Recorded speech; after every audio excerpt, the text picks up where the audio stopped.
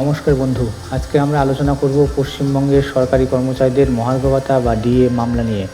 এই মামলার সঙ্গে যুক্ত রয়েছেন রাজ্যের সক্রিয় কর্মচারী থেকে শুরু করে অবসরপ্রাপ্ত কর্মচারীরাও।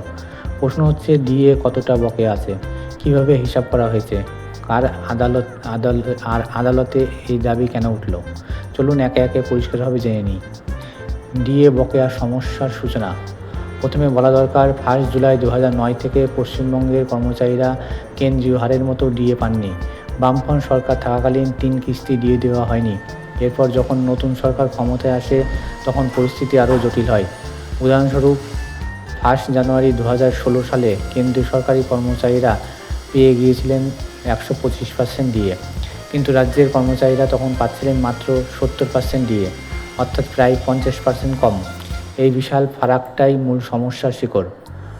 বকেয়া ডিএ কীভাবে হিসাব করা হলো, অর্থাৎ এক কথায় এই বকেয়া ডিএ ক্যালকুলেটর করার ফর্মুলা ব্যাখ্যা। এখানেই মূল সমীকরণ হলো AICPI, all India customer price index. 2009 সালের রোপা রুলস অনুযায়ী ডিএ ক্যালকুলেটর করার ফর্মুলা হলো DA equal to AICPI minus 536 divided by 536 into 100, অর্থাৎ এআইসিপিআইয়ের সঙ্গে সামঞ্জস্য রেখে ডিএ বাড়ানো উচিত, কিন্তু রাজ্যের ক্ষেত্রে সেটা হয়নি। একটা উদাহরণ দিই, ধরা যাক আপনার বেসিক স্যালারি 20,000 টাকা, ডিএ হওয়ার কথা ছিল 7%।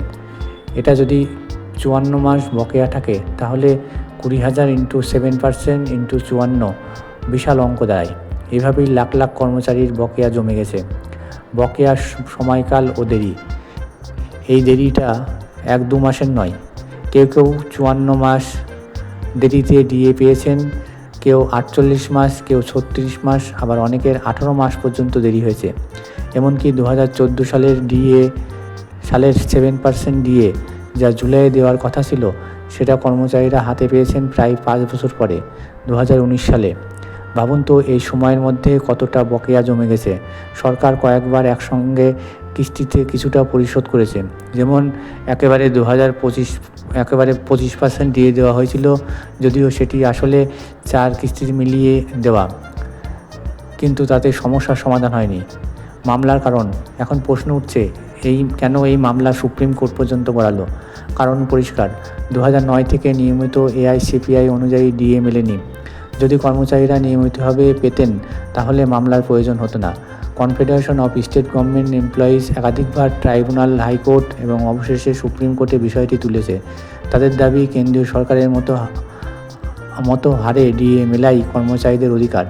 আর এই বকেয়া টাকা শুধু চাকরিরত কর্মচারীদের নয়, অবসরপ্রাপ্ত পেনশনভোগীদেরও কাছে অত্যন্ত গুরুত্বপূর্ণ। সবশেষে একটা বিষয় পরিষ্কার, ডিএ শুধু একটি ভাতা নয়, এটি কর্মচারীদের ন্যায্য অধিকার। 2009 সাল থেকে আজ পর্যন্ত ফারাক যতটা বেড়েছে তা কেবল অঙ্কের হিসাব নয়, এটা মানুষের জীবনের সঙ্গে যুক্ত। আদালত কী সিদ্ধান্ত নেবে তা সময় বলবে, কিন্তু কর্মচারীরা যে হিসাব নিকাশ করে বকেয়ার দাবি তুলেছেন সেটি আইনত এবং যুক্তিসঙ্গতভাবেই শক্তিশালী ভিত্তির উপর দাঁড়িয়ে। বন্ধুরা, এই ছিল ডিএ মামলার বিস্তারিত ব্যাখ্যা। আপনারা কি মনে করেন, এই বকেয়া কর্মচারীদের পাওয়া উচিত কিনা? কমেন্টে আপনাদের মতামত জানাতে ভুলবেন না। আর যদি ভিডিওটি ভালো লেগে থাকে, লাইক, শেয়ার এবং সাবস্ক্রাইব করতে ভুলবেন না। ধন্যবাদ।